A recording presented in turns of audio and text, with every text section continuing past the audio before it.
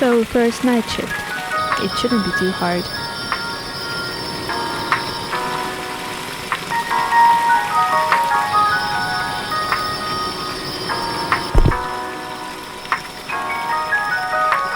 I can't end my shift and go to sleep until I complete my tasks for today.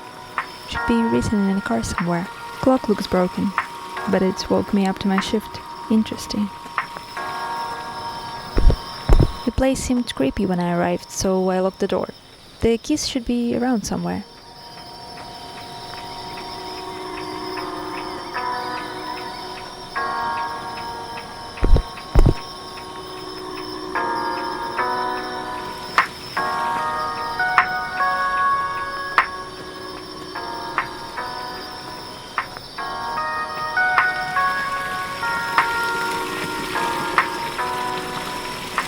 The place seemed creepy when I arrived, so I locked the door. The keys should be around somewhere. This bathroom is about the size of my apartments in Bright City, and I would be locked there for months now. I'd better keep this job.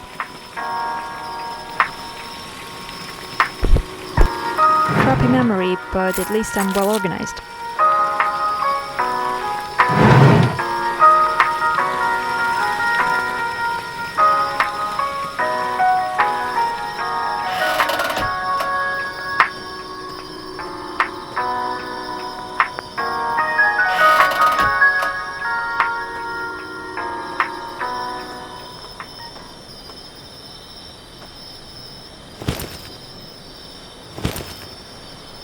It's locked.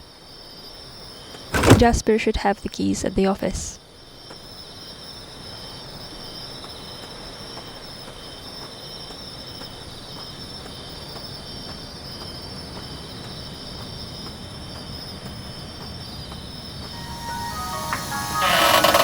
Hey Jasper, what's with the moody atmosphere?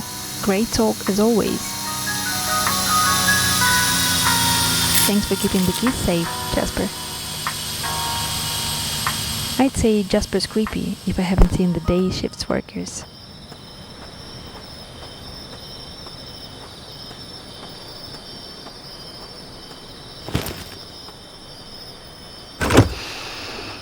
Smell of old leather, gas, and alcohol.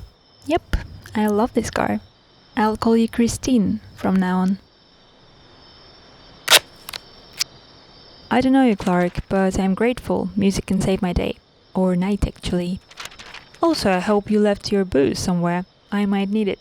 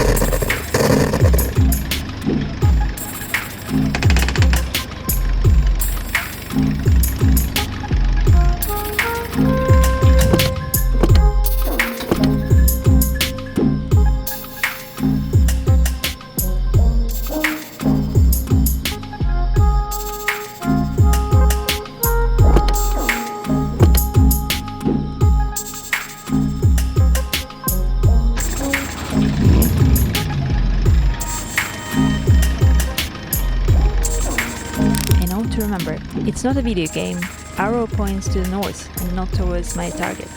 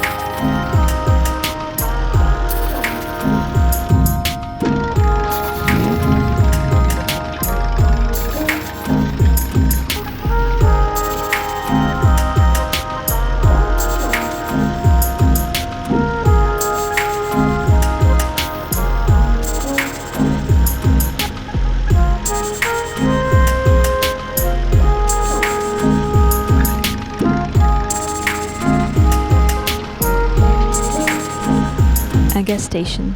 If I call Jasper from a phone booth, this will become evacuation point instead of ground rock. If I stuck somewhere. Or when I stuck.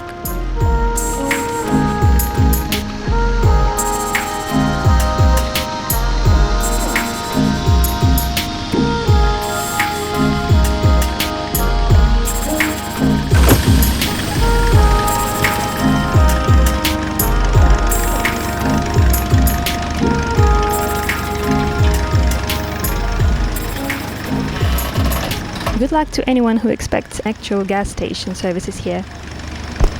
Tonight is the 4th anniversary of Lighthouse.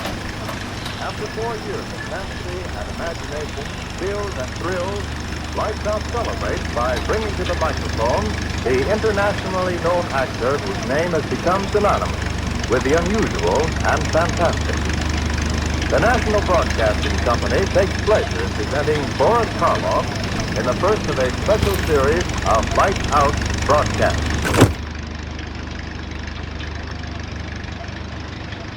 Lights out, everybody.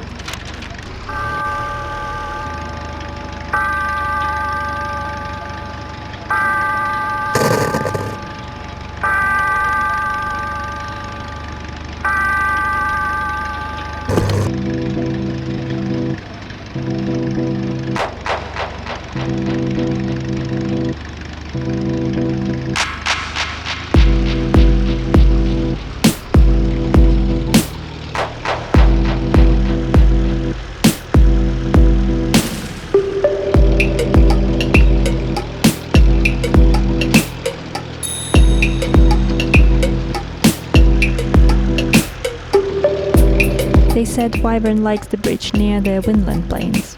Maybe I should check there.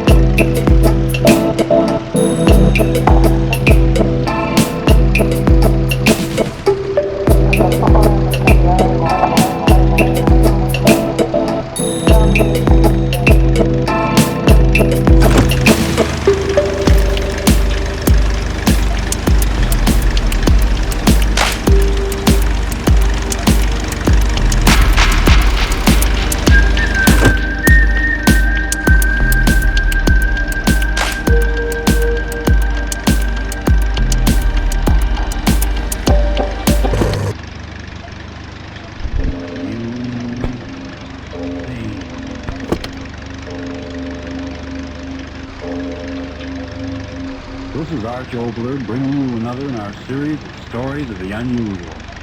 And once again we caution you, these lights out stories are definitely not for the timid soul. So we tell you calmly and very sincerely, if you frighten easily, turn off your radio now.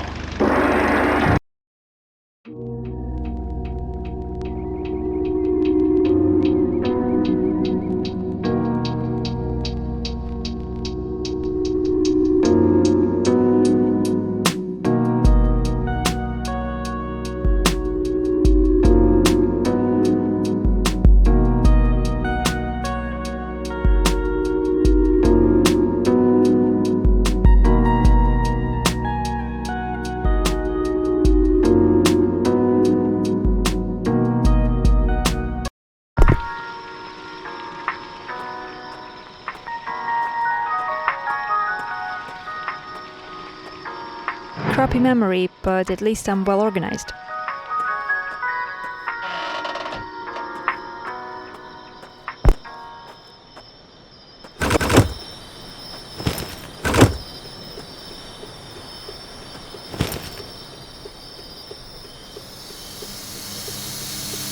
So, today I need to find a wyvern somewhere and lure her to the lighthouse on a silent peak.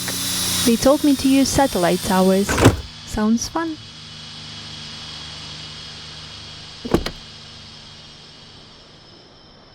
I guess I need the tape first.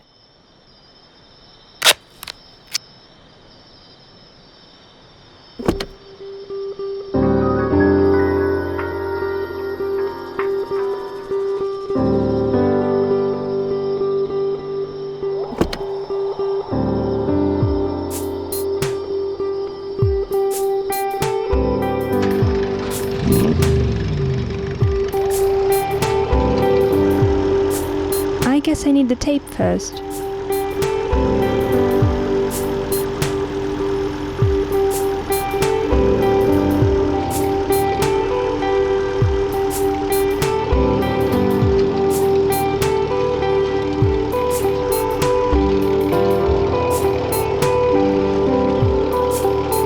A gas station. If I call Jasper from a phone booth, this will become evacuation point instead of ground rock. If I stuck somewhere. Or when I stuck.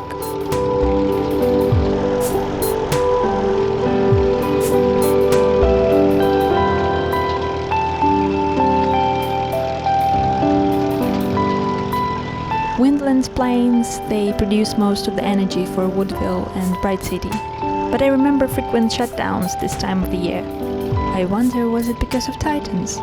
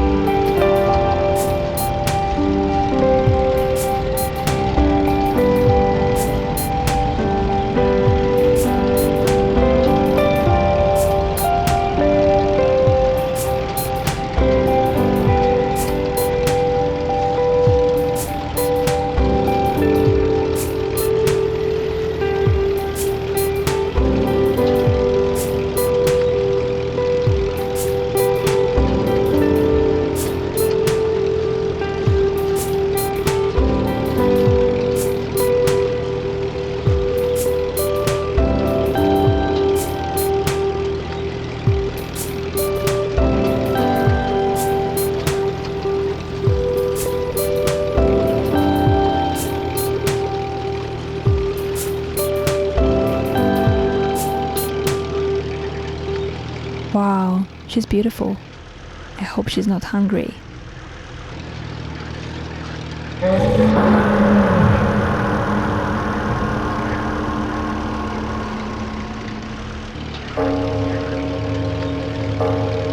She probably flew to another bridge. At least it's the right direction to the Silent Peak. Later than you think.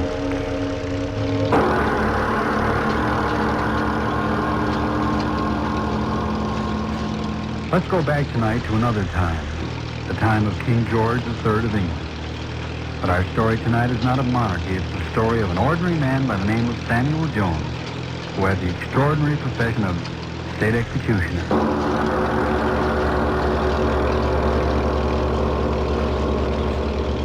Tonight's Lights Out presents another psychological drama.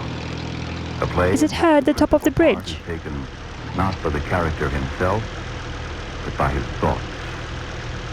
The voice you are about to hear is that of the thoughts of one Samuel Jones, the state executioner for His Majesty George III. He sits alone in a dismal room, and these are his thoughts. I want to be dead, dead, dead.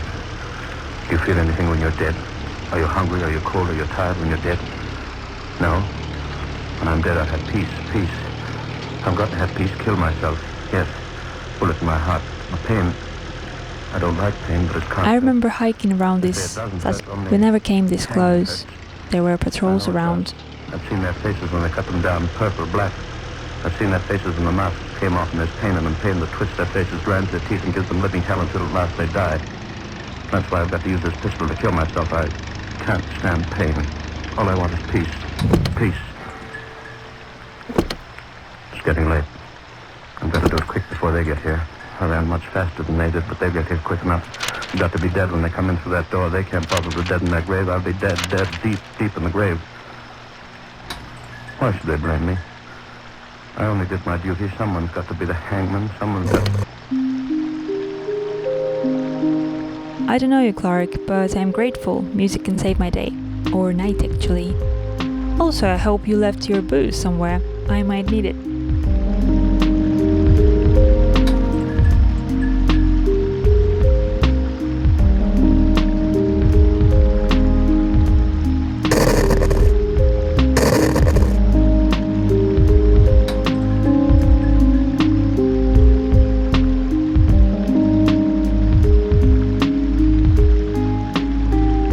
Well, so this car can't work normally with the spotlight on.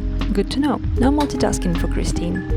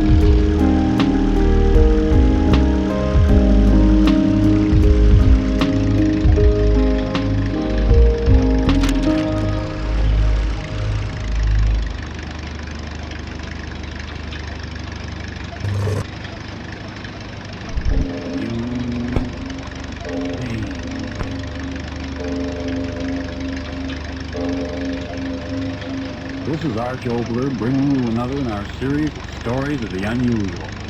And once again we caution you, these lights-out stories are definitely not for the timid soul. So we tell you calmly and very sincerely, if you frighten easily, turn off your radio now.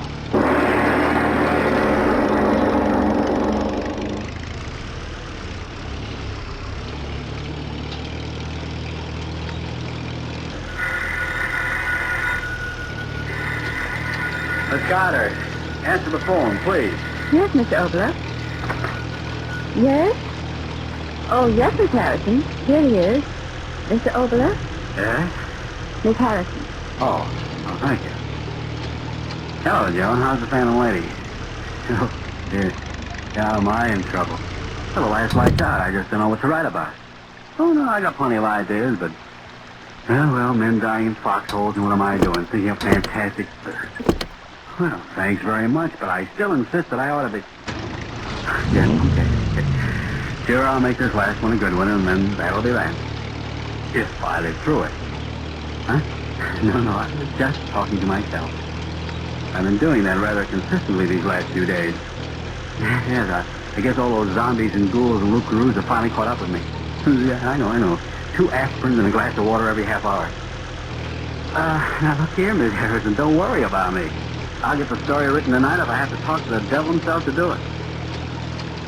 All right, all right. Yeah, sure. Oh, fine. Call me back in an hour and I'll have some kind of a plot figured out. I hope. Give my regards to Norman. Talk to you later. Well, Miss Goddard, let's get to work. Yes, sir. What time is it anyway? 11:32. Sorry I have to keep you working so late. That's perfectly all right. I know you'll have to have that play done by tomorrow morning. I'm glad to help. You're an angel. Angel? That's a strange word to use here in this room where I've thought up so many demons and monsters. Tell me, or maybe you won't want to tell me. What, Miss Ilva? Working with me on these lights-out plays, do you ever get frightened? Well, You do, don't you? yes, I do get frightened many times. There was a time I'd have found that very amusing, but not tonight. Is there something wrong, Miss Ilva? I don't know. Tell me, did you ever sit alone in a room at night and have a premonition? I mean, suddenly get the feeling that somewhere in the house, perhaps in the darkness in the next room, something was waiting, something of malignancy and evil? Ugh, what's the matter with me? If I keep on talking like this, they'll be using me as Exhibit X in the psychopathic ward. Come on, let's get to work. Yes, sir. Let's see. We'll start out next week's play with the regular lights out opening. Lights out everybody. Chimes, later thing you think, gone. First character is named, Hellman. Call him Hellman. Jack Hellman, H-E-L-M-A-N. 2 L's. Got that? Mm-hmm. He commits the murder and he, Oh, what's the use? I can't write another one of these things. Ghosts and groans and blood. I tell you, I can't do it. Mr. Overler. I'm sorry. Look here, Miss Goddard, you better run along. But aren't we going No, to... I just can't write any more tonight. But the cast, they'll be standing...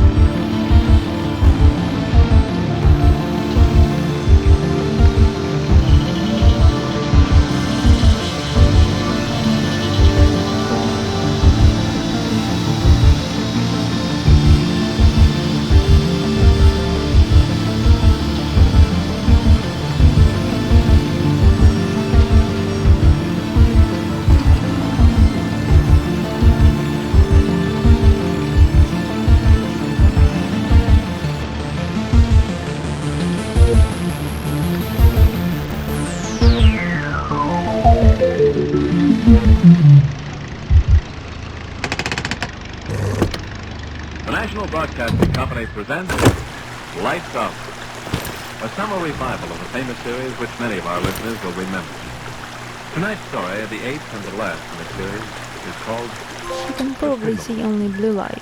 My spotlight is pointless here. Everybody.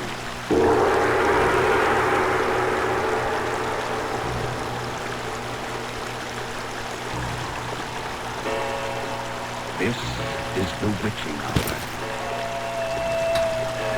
The hour when dogs howl and evil is let loose on the sleeping world.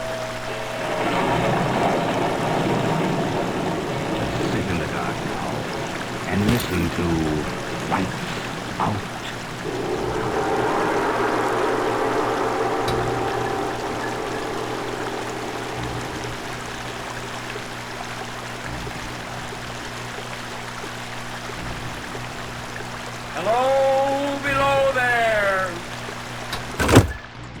calling to a man who stood beside a railroad track at the bottom of a deep and rocky ravine.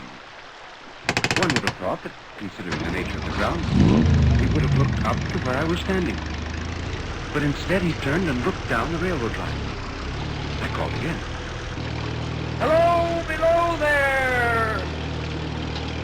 Because the terrible glare of the setting sun was in my eyes, I put my left arm across my face and waved to him with my right. He looked up and I saw in his face an expression of intense horror. He regarded me fixedly without moving. And I shouted, "Is there a path by which I can come down and speak to you?"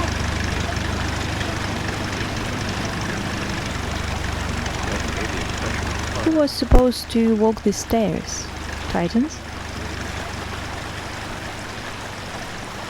The view from up here is quite nice. I wonder why they never allow anyone to go near these structures. It's a good observation point to judge the terrible Woodville entrance crossroad. Decades ago it has been damaged by a mudslide, and still here we are.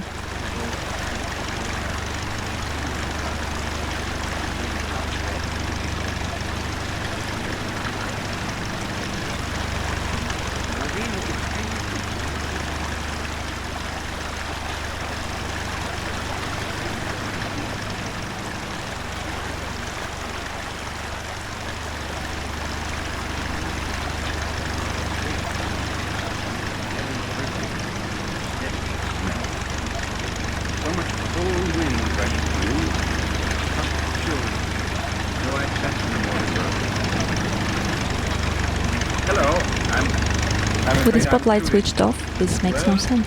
I'd better explain. You see, I'm a reporter for the London Times. You know the Times?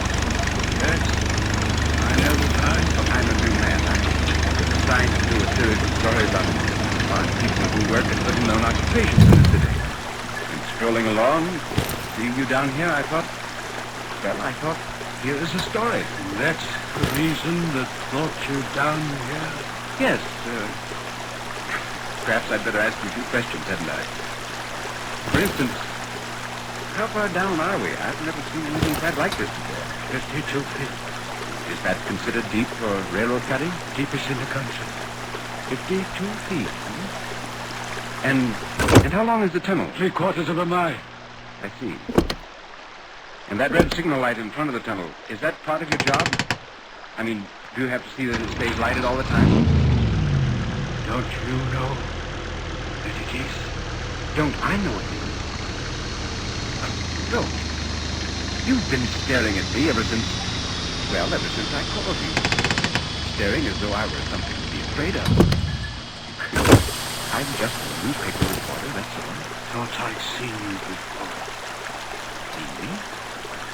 But where? There. By that signal light. But I've never been here before. The part of London I've never visited.